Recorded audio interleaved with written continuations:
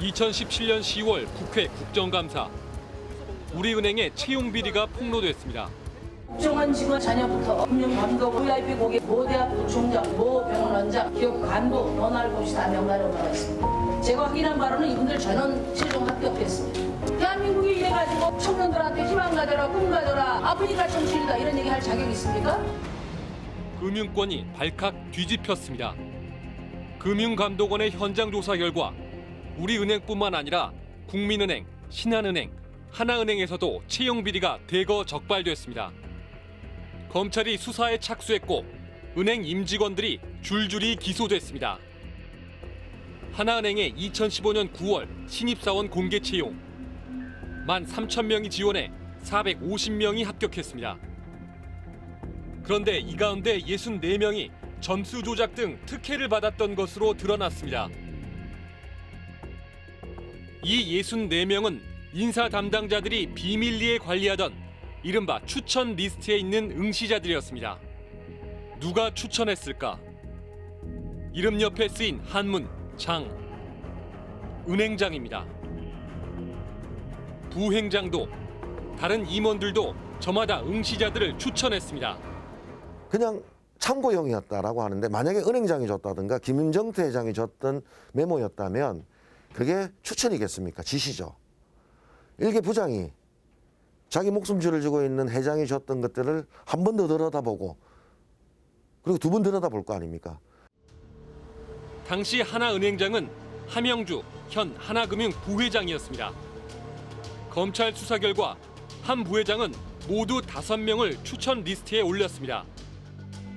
인사부장 송모 씨에게 이들의 인적사항을 전달하면서 잘 살펴보라고 지시했습니다. 송 씨는 추천 대상자 이름 옆에 장, 즉 은행장이라고 메모를 남겼습니다. 이들의 성적은 단계별로 조작됐습니다.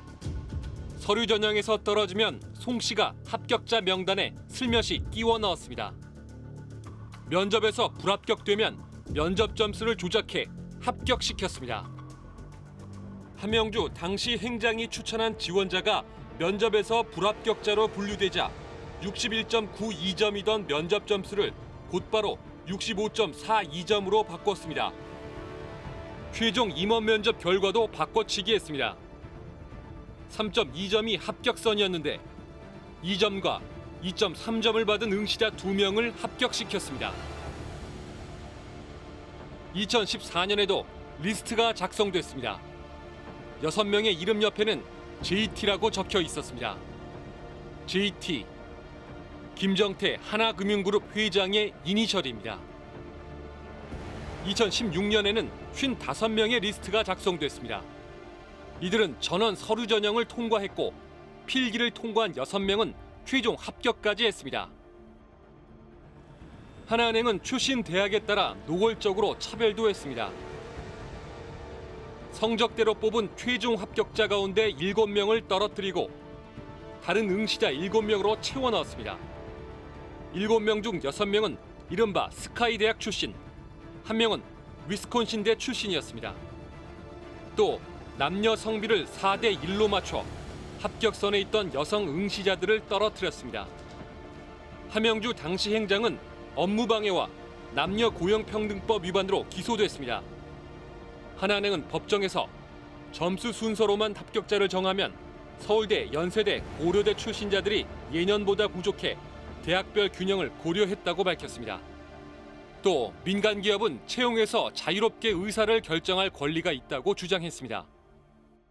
출신 학교를 가지고 인위적으로 합격자를 조정한다는 것이 그렇기 때문에 이거는 누가 봐도 조금 납득하기가 어려운, 그리고 그간 있었던 채용 비리 사건들 중에도 조금 정도가 지나친 사례가 아닌가 싶습니다.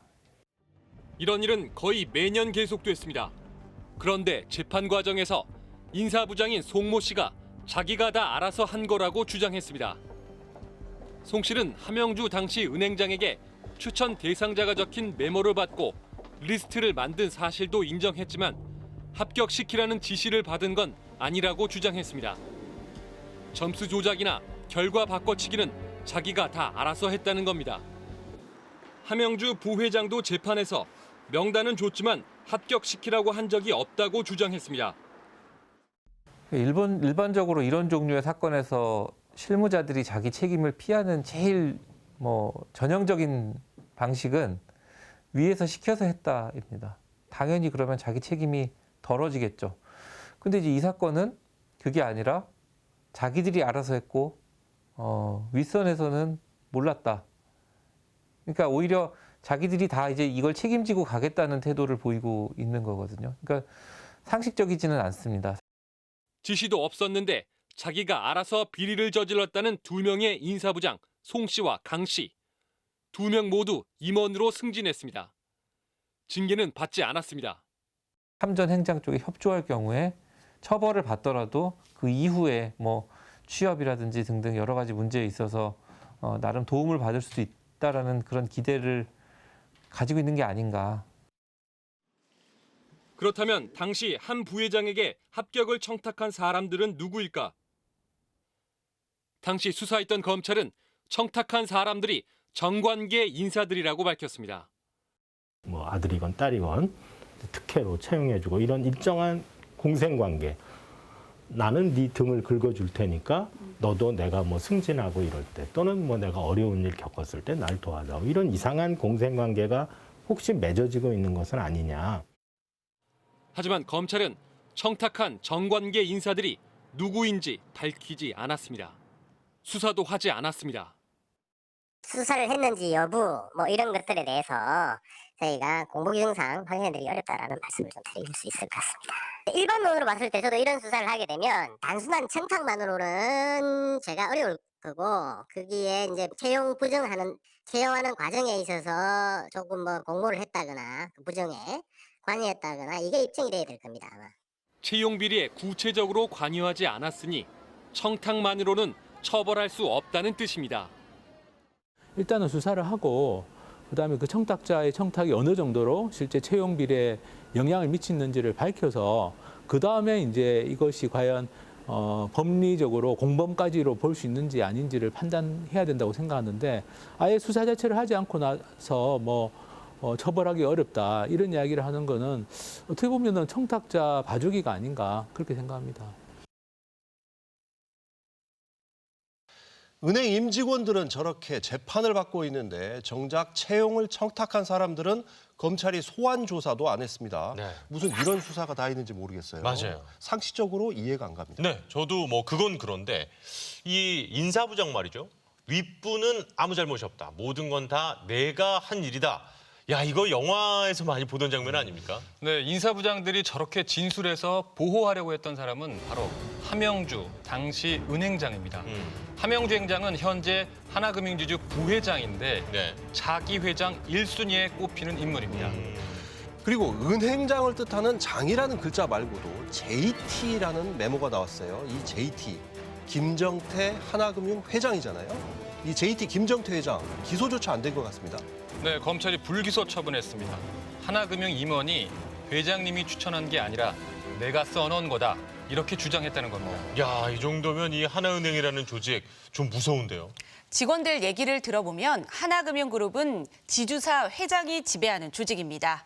경영은 물론 승진, 채용 같은 인사에서도 막강한 영향력을 갖고 있다고 합니다. 공교롭게도 채용 비리와 비슷한 시기 하나은행은 또 다른 사건에 연루됩니다.